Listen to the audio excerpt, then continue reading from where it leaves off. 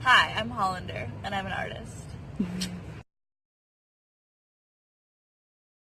Well, I grew up with music in my house. I had a designated music room, so we had tons of guitars and basses and piano, and I'd always hear my parents playing downstairs and singing, and my sister also played. So I started playing guitar when I was really young, and piano lessons, and singing, and I did musical theater, and I was in acting for a long time, so I was pursuing acting, and I never really thought I was good enough to be an artist and be a singer. I was always like a really strong songwriter, but I decided like, fuck it, like I'm good at this, I'm good at songwriting, and I'm gonna sing my own songs, and my voice is a voice I think that can tell stories, versus like Mariah Carey like riffing, but I think people want to hear that, and I got a lot of confidence in this kind of like, why not, this is what I want to do. So, and then I fell totally in love with it, and it's all I've been doing since. I listened to a lot of classic rock when I was younger, which really influences, I think, my live performance. Like The Who and those rock and rollers, I perform more like a rock star than a pop star, I think, because I'm just crazy, like flipping my hair around, jumping off things, and rolling around on the floor.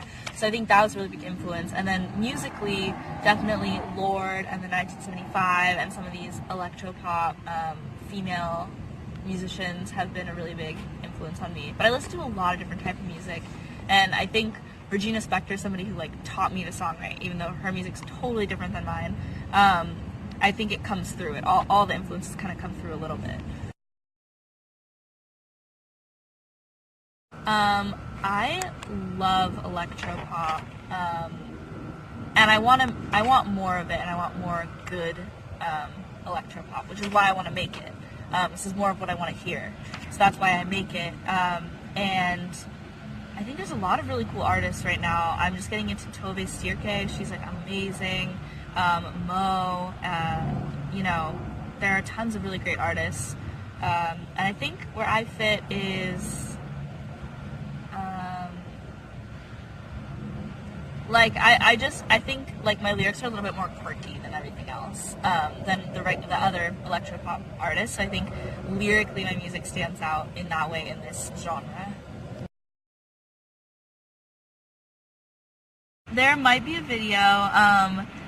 The inspiration was I had a really big crush on this guy, and it was kind of more of a lust crush. Like I think I just really wanted to have sex with him.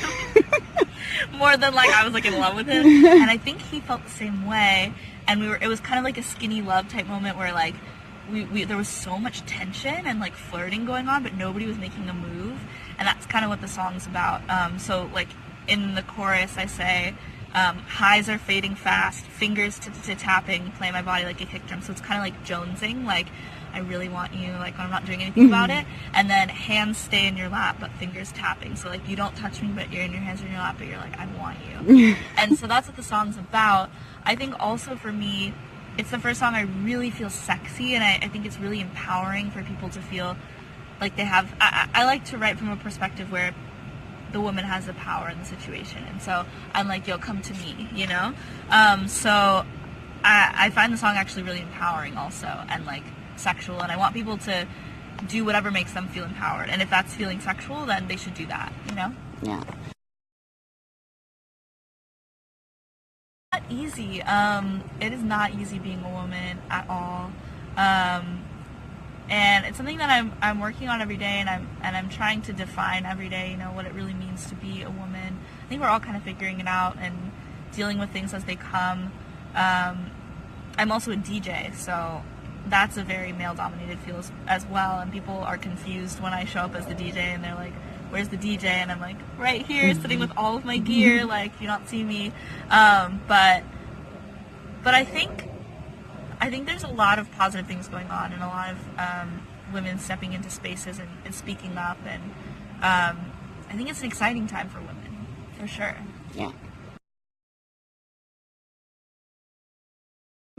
Yeah, I had a really crazy month. I have a really cool show coming up on Saturday. I'm playing Dance Yourself Clean at the Satellite, and It's like an indie pop dance party, and I'm the featured artist, which I just announced today on my Instagram.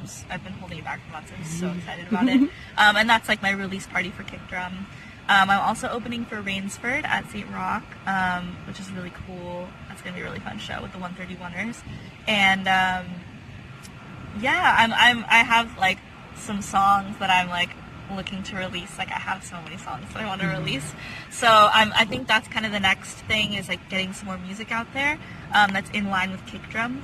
And then I am playing out a lot. I have some shows that are unannounced that I'm really excited about.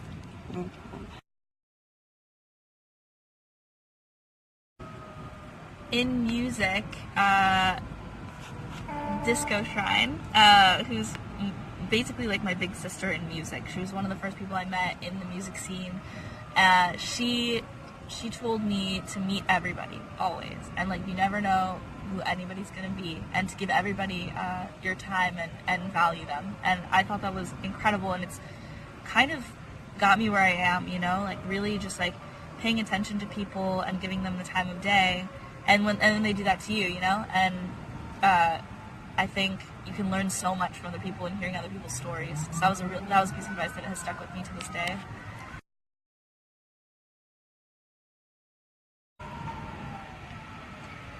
I would say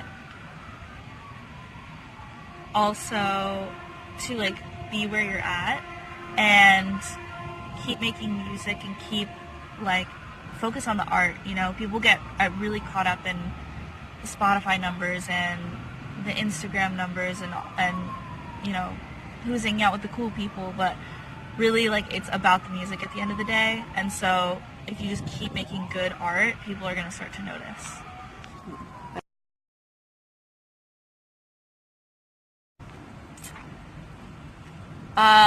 Well, I collaborated, honestly, with one of my dream people recently, which is Holy Child. I love their music, and we wrote a song together. And I'd really love to write with Mall Rat right now. Nice. Big on Mall Rat. Yeah. The 1975 first album, their debut album, which is self-titled.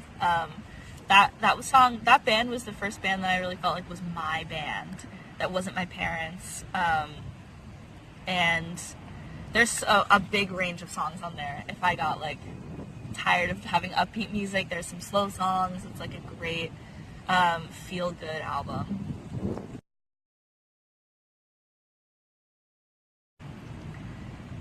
Well, I'll tell you, let me think. I'm like obsessed with pistachio nuts. That's like a snack I'm obsessed with that I feel like people don't know about.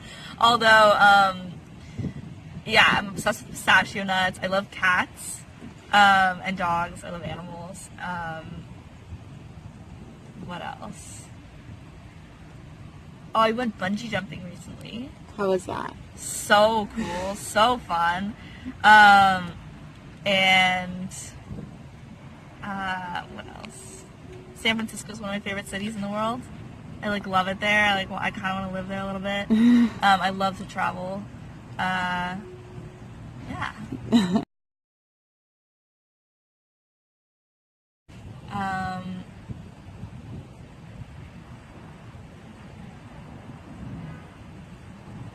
Music is part of like every aspect of my life.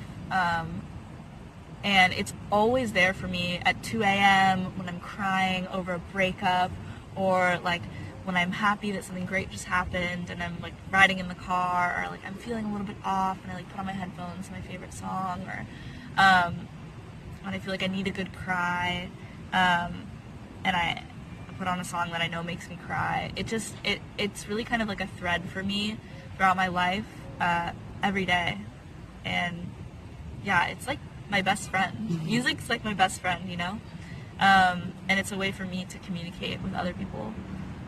So it's everything.